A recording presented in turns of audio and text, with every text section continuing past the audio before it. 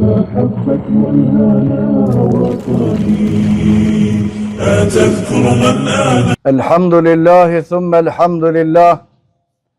الحمد لله نحمده ونستعينه ونستغفره ونعوذ بالله من شرور أنفسنا ومن سيئات أعمالنا إنه من يهده الله فلا مضل له ومن يضلله فلا هادي له أشهد أن لا إله إلا الله وحده لا شريك له وأشهد أن محمدا عبد الله ورسوله وصفيه من خلقه وخليله أدى الأمانة ونصح الأمة فكشف الله به الغمة وجاهد في الله حق جهاده حتى أتاه اليقين فصلوات الله وسلامه عليه ومن تبعه بإحسان إلى يوم الدين يا أيها الذين آمنوا اتقوا الله حق تقاته ولا تموتن إلا وأنتم مسلمون يا أيها الناس اتقوا ربكم الذي خلقكم من نفس واحدة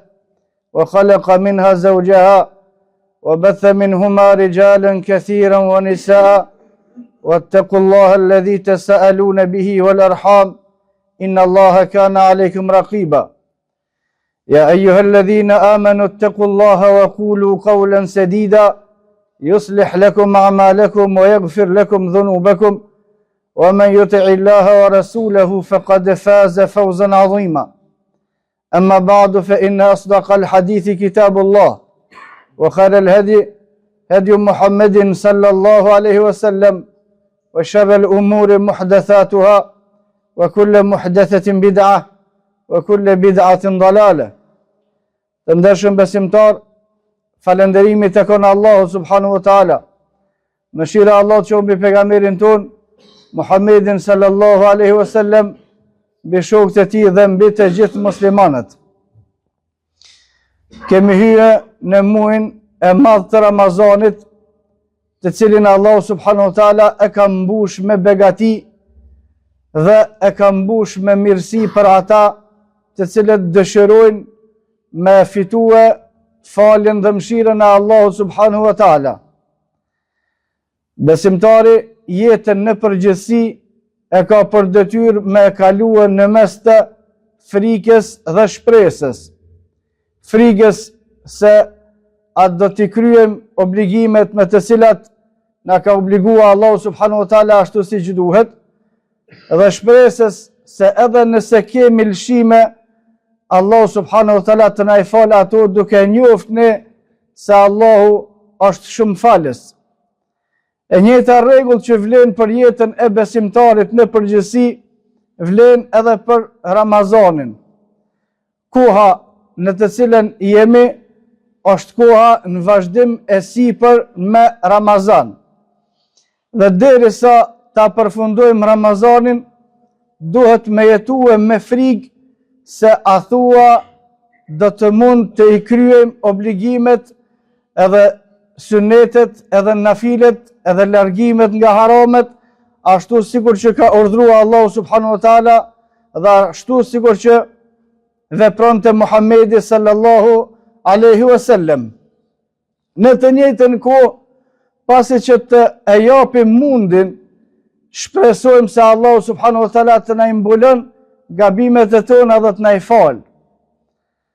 Do të thotë se ne e jetojmë Ramazanin në mes të kujdesit të madh që të veprojmë ashtu sikur që ka urdhëruar Allahu dhe ashtu sikur që vepronte Muhamedi sallallahu alaihi wasallam. Pastaj pas kujdesit dhe angazhimit që e bëjmë, duke rrit nivelin e shpresës se Allahu subhanahu wa taala i fal robërit e vet të cilët gabojnë. Madje ne jemi njerëz gabimtar dhe nuk ka mundësi dikush prej neve të mos gabon. Por qëllimi është që gabimet jenë sa më të vogla dhe shpresa në faljen e Allahu subhanahu wa taala të jetë në nivelin e duhur. Prej çështjeve më kryesore për të cilat duhet me pas kujdes agjëruesi, nuk ka dyshim se janë ndalesat e para, ndalesa prej ushqimit, ndalesa prej pijeve dhe ndalesa prej kontakteve intime me familje, me gratë e tyre. Këto janë bazat e agjerimit. Allahu subhanahu wa taala kur e ka obliguar agjerimin, baza kryesore është ndalesa nga të ushqyrit dhe ndalesa nga pijet. Dhe këto rregulla Allahu subhanahu wa taala i ka vendosur në kohë të caktuar, prej kohës së syfyrit deri në kohën e iftarit. Koha e syfyrit është kohë e bereqetshme. Pejgamberi sallallahu alaihi wasallam ka thonë të saharu fa inna fi as-suhuri baraka. Qohunin syfyr. Qohunin syfyr. Mos e leni pa shfrytzuar kohën e syfyrit. Fa inna fi as-suhuri baraka. Për shkak se në syfyr, të ngriturit në syfyr me hangër ushqim para se me fillu agjerimin, Allahu subhanahu wa taala çon begati, çon bereqet. Kurse begatia Allahu subhanahu wa taala është e fesë dhe e dunjas. Çon bereqet në çështjet e dunjas, në pasuri të atij i cili quhet në syfyr dhe në shëndetin e atij që quhet në syfyr. Kurse begatia e ahiretit është begatia e dinit, Allahu subhanahu wa taala e forcon në besimin e tij, e forcon në bindjen e tij, e forcon në praktikën e tij të sunetit të pejgamberit sallallahu alaihi wasallam, atij i cili quhet në syfyr. Pastaj dietarët janë të pajtimit se ngritja në syfyr është prej suneteve të forta, qoftë edhe nëse e pin vetëm një gëllënk ujë, ose edhe një gjys gotë ujë. Nuk është patjetër që të hanë ushqim, nga se dikush ka mundësi e përballon malet pa hangër syfyr. Dikush ka mundësi me pas nevoja të tij shëndetësore dhe të ngjashme. Qëllimi nuk është vetëm të ngrënia dhe të pirja, por qëllimi është të zgjuarja në syfyr dhe praktikimi i sunetit të pejgamberit sallallahu alaihi wasallam. Edhe nëse nuk ke nevojë për ushqim, edhe nëse nuk ke nevojë për pije, edhe nëse ke ndonjë program tonin të regjimit të ushqimeve, zgjohun syfyr të paktën me një gjysmë gotë ujë ose me një diçka të thjeshtë me të cilën e arrin shpërblimin të cilin e premtoi pejgamberi sallallahu alaihi wasallam kur tha të saharu fa inna fi as-suhuri baraka, qohuni në syfyr, bëni syfyr se në syfyr ka bereqet. Edhe koha e syfyrit është shumë me rëndësi. Pejgamberi sallallahu alaihi wasallam ka thënë hadith, do të vazhdon ummeti jem me qenë në hajër derisa e shtyen syfyrin deri në fundin e kohës së tij dhe e ngut iftarin në fillimin e kohës së tij. Në këtë çështje është domosdoshme me i bë disa sqarime. Vonimi i syfyrit deri në fund të kohës së tij, do më thonë vërtet vonimi i syfyrit deri në fund kohës së tij, jo deri në fund kohës kur mendon dikush prej neve. Për shkak se në ditët të cilat i kemi kaluar, kam dëgjuar prej shumë vëllaznive se e vonojnë syfyrin, hanë edhe pinë përtej asaj që është e lejuar. Duke u mbështetur në kalendare të ndryshëm, ose me që në kalendar shkruan që kaq, na e shtym edhe që kaq. Këto janë gabime të rënda. Syfyri nuk matet as me kalendar, as nëse shkruan aty që kaq, ne e shtym edhe që kaq minuta. Të gjitha këto janë praktika të shpikuna, janë bidate dhe janë të pasakta. Syfyri i sakt është vetëm me atij i cili e shikon me sytë e vet, ose i atij xhamatit të cilët e kanë angazhuar një person të besueshëm, i cili e shikon me sytë e vet se ka hi koha e syfyrit ose jo. Nëse dikush e ka përcaktuar para një viti, e ka shkruar se syfyri në ditën e 8 të agjerimit do të jetë 5:01 minutë, ai ka gënyer. Ai ka rënë se nuk e din kush një vjet përpara se kur ka me hije koha e syfyrit. As nuk e din për nesër kërkush se kur ka më konë koha e syfyrit me saktësi, përveç atij që e shikon me sytë e vet edhe e sheh. Thot tash hyni koha. Koha e syfyrit kuptohet masi të hyn, nuk kuptohet para se me hyje. Ka ki kuptuar ti se në vitin e ardhshëm në orën 5:01 minutë ka më konë koha e syfyrit? Cili është argumenti? Argumenti që e ke përcjell vitin e kalum, kjo është gënjeshtër. Aja kon për vitin e kalum, ti e të fol për vitin e ardhshëm. Argumenti i ditës së kalume nuk është argument për ditën e ardhshme. Saktësia e syfyrit është vetëm atij i cili e përcjell me sytë e vet. Edhe e sheh. Përcjellja e kohës së syfyrit është e thjeshtë. Agimi është dy lloj. Agimi që quhet agimi i rreshëm edhe agimi i vërtet. Kur është agimi i rreshëm, zbardhet vetëm kupa e qiellit. Nuk zbardhet në horizont ka lindja e diellit. Kjo është agimi i rreshëm, kur zbardhet vetëm mes kupës qiellit. Dhe ky s'ka dispozit. Dispozita është kur fillon të doket vija ndarja mes tokës edhe qiellit te horizonti atje ku lind dielli, ka ona ku lind dielli. Në momentin që vërehet se ka ndryshuar çështja, ka ardhur një zbardhje, ka ardhur një zdritje te ona e lindjes së diellit, në horizont këtu ka përfunduar koha e syfyrit. Dhe këtu duhet me lënë syfyrin gjithë secili besimtar, kjo është limiti, koha e fundit. Kushdo që vazhdon mas kësaj kohe e ka prish agjërimin e vet.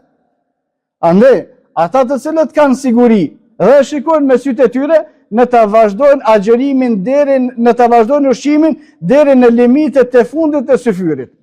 Për shkak se ata kanë sigurinë e plotë, ose kanë caktuar një person i cili mirët me këtë çështje dhe i lajmëronet i cili është i besueshëm. Dhe ditën e sotshme ka qenë 4:46 deri 47 minuta. Aja që ka kaluar, nuk kem të fol për ditën e nesërme. Para 2 dite ka qenë 4:48, mes 4:49, atë që e kemi shikuar vetë. Dhe kushdo që ka vënua ose vënon për te këti limiti, a i lëviz pasaj çdo ditë ka pak, por saksia është vetëm atyre të cilët e shikojnë çdo ditë, jo atyre të cilët veprojnë sipas asaj që e kanë pa të shënuar dhe e shtyn, pastaj 5 minuta ose 10 minuta ose 20 minuta e të tjera. Kjo është koha e limiti i fundit i syfyrit dhe në këtë kohë pastaj më njëherë mundet me fillua falja e namazit të sabahut. Kushdo që e përcjell në të shkon deri në limitet e fundit, kushdo që nuk e përcjell për me rujt agjërimin e vet, në ta nal ushqimin edhe pijen pak më herët, për shkak të sigurisë, në ta lën ushqimin edhe pijen pak më herët. Pastaj dikush pyet, po pejgamberi sallallahu alaihi wasallam ka thonë që në deri në fund, po dhe çoje çukshëre. Ai as nuk është i aftë po me saksi, edhe pretendon se përcjell sunetin e pejgamberit sallallahu alaihi wasallam. Jo. Suneti i pejgamberit sallallahu alaihi wasallam përcillet në tërësi. Pejgamberi sallallahu alaihi wasallam e caktonte Bilalin edhe Abdullah ibn Mektumin që çdo ditë ngriteshin në ndërtesën më të lartë të Medinës dhe shikonin. Ka hyrë koha e syfyrit ajo, pastaj e thirrnin ezanin. Kjo është praktikimi i sunetit. Ky ka të drejtë me quaj limitin deri në fund të syfyrit. Jo ata të cilët rrin ulur edhe bëjnë llogaritje me sahat, bëjnë llogaritje me telefon. Ky nuk është suneti pejgamberit sallallahu alaihi wasallam. Pastaj prej obligimeve prej çështjeve të cilat duhet me pas parasysh gjithashtu është edhe çështja e iftarit. Edhe çështja e iftarit e ka kufizimin e vet. Koha në të cilën hyn iftari është perëndimi i diellit. Thot Allahu subhanahu wa taala thumma atimmu as-siyama ila al-layl. Agjëroni, pastaj vazhdoni agjërimin derisa të bëhet nata. Kurse nata në Islam llogaritet prej kohës kur ka perëndu dielli. Perëndimi i diellit çish bëhet? Koha kur ka hije iftari, çish vërtetohet? Një vërtetohet si me atë që e praktikon të çështja e syfyrit. Nëse ka dikush i angazhuar në xhamat ose individualisht secili për familjen e vet, dile Allah këshire diellin, apo perëndon dielli as po perëndon. Dhe perëndimin e diellit na e din të gjithë. Nuk ka kush prej neve që nuk e din kur perëndon dielli, përveç atyre të cilët dojnë me bohile. Për shkak se ka dallim mes perëndimit të diellit edhe hyrjes diellit mas kodre. Ka dikush dielli hin mas kodre ora 3. Shkon me një lugin atje, thot ka hije dielli ka perënduar. Jo, kjo nuk është e saktë. Dielli kur perëndon është perëndimi i diellit me të vërtet kur dielli ma nuk ka rrezet e tij në tokë. Perëndimi i diellit është kur dielli ma nuk ka rrezën që atë vend që jetojmë na, që aty ku shihen kodrat, që aty ku shihen vendet, dielli nuk ka qasje më në tokë. Ky është perëndimi i diellit. Edhe kushdo që e sheh se dielli e ka kaluar fundin atje dhe nuk kalon gjurmë më, ka ana e lindjes, nuk ka gjurmë të rrezeve të diellit, këtu ka perëndu dielli. Edhe ne të bën iftar gjithë secili prej muslimanëve që e sheh këtë çështje. Por nëse nuk e shikon kërkush diellin, atëherë mos zgutet kërkush me bën iftar para se me perëndu dielli. Se humbja e agjërimit për disa minuta pse s'ke pas vullnet me shikue, ose je ngut me bën iftar para se me hije koha për pak minuta, është humbje e madhe. Ata të cilët kanë mundësi me shikue për me perëndimin e diellit, ne të bëjnë iftar me momentin e parë që perëndon dielli dhe hupin gjurmët e diellit në hapësinat ku ai jeton edhe ku ka mundësi me pa me sy. Për ndryshe, ne ta vënën prak iftarin për saktësi për lëshimet të cilat i ka bën. Për çështjeve të cilat janë me rëndësi gjithashtu është në syfyr, nëse dikush prej besimtarëve është zgjuar i papastër ose dikush prej besimtarëve e ka kaluar ciklin mujor në kohën e syfyrit. Më e vlefshme është me hangur pastaj me u pastru, se sa me u pastru e me prit pastaj ushqimi me kaluar koha e ushqimit. Nëse jem në syfyr, nëse është para përfundimit të kohës së syfyrit, dikush prej besimtarëve ka nevojë për pastrim të domosdoshëm, më e mirë është me hangur ushqim, pastaj edhe nëse fillon agjërimi duke qenë i papastër, agjërimi është i saktë. Dhe pastrohet masi që të hynë koha, nuk ka asnjë problem, në mënyrë që me shfrytëzua kohën e ushqimit. Te namazi i akşamit është çështja ndryshe. Te namazi i akşamit, prej gabimeve të cilat i bëjnë besimtarët, janë ulen edhe han iftar, edhe han ushqim, edhe kalojnë një orë gati duke hëngur ushqim, pastaj quhen e falin namazin e akşamit. Ky është gabim. Namazin e akşamit duhet me shpejtue. Pejgamberi sallallahu alaihi wasallam e bënte iftarin me çështje të thjeshta dhe falte namazin e akşamit. Pastaj e vazhdonte ushqimin. Për çështjeve me të cilat pejgamberi sallallahu alaihi wasallam bënte iftar, ajo që është transmetuar sakt, pejgamberi sallallahu alaihi wasallam kur kishte gjithmonë bënte iftar me hurma të lakta. Kur nuk ishte hurma të lakta, bënte iftar me hurma të thata, të cilat janë nivel pak më i dobët se sa hurmat e lakta. E nëse nuk kishte hurme hiç, pejgamberi sallallahu alaihi wasallam bënte iftar me ujë. E nëse nuk kishte as ujë as hurma, atëherë dietarët janë të pajtimit se bën iftar me çka do që ka afër vete. Por keni parasysh se suneti i pejgamberit sallallahu alaihi wasallam është me bën iftar me hurma. Dhe falënderimi i takon Allahu subhanahu wa taala, nuk di se ka dikush që nuk ka mundësinë me pas qasje të hurmet në këtë muaj. Mos ta lëshon dikush sunetin e pejgamberit sallallahu alaihi wasallam me bën iftar me diçka tjetër, përveç se me atë që bënte iftar pejgamberi sallallahu alaihi wasallam, atë janë hurmat. Pastaj është 1, ajo 3, ajo 5, ajo 7, në ta bën sipas shijes së vet. Por fillimi i ushqimit prishjes së kohës sa nuk kemi hëngur në tjetë me hurma, ashtu që vepronte pejgamberi sallallahu alaihi wasallam. Pastaj në të falet namazi, pastaj në të kthehen ushqimit të gjithë ata të cilët e kanë agjëruar këtë muaj. Prej çështjeve të rëndësishme gjithashtu është para iftarit me bë dua. Pe sunetit e pejgamberit sallallahu alaihi wasallam ishte para kohës së iftarit me bë dua. Në hadith të saktë pejgamberi sallallahu alaihi wasallam ka treguar se duat të cilat bëhen në kohën e iftarit janë të pranuara te Allahu subhanahu wa taala. Dhe për çudi, nëse e shihni bashkë në kohën e iftarit na dalin muhabetet më interesant ose angazhimet më interesant që kena menuar gjatë ditës. Çështja është e thjeshtë. Largimi i besimtarit nga praktikimi i asaj për të cilës fiton. Praktikimi i asaj për të cilës fiton janë duat, lutjet në kohën e iftarit ose para kohës së iftarit. E prej lutjeve më të shpeshta që i bënte pejgamberi sallallahu alaihi wasallam ishte Allahumma laka sumt, o Allah, për ty kam agjëru. Wa ala rizqika iftart, edhe me begatitë tua, me të mirat e tua bëj iftar. këtë dua, kush ka mundësi me mësu në gjuhën arabe është më mirë. Kush nuk ka mundësi me mësu në gjuhën arabe është shumë e thjeshtë në shqip. O Allah, për ty agjërova, edhe që me të mirat e tua tash më bëj iftar. Shumë thjesht.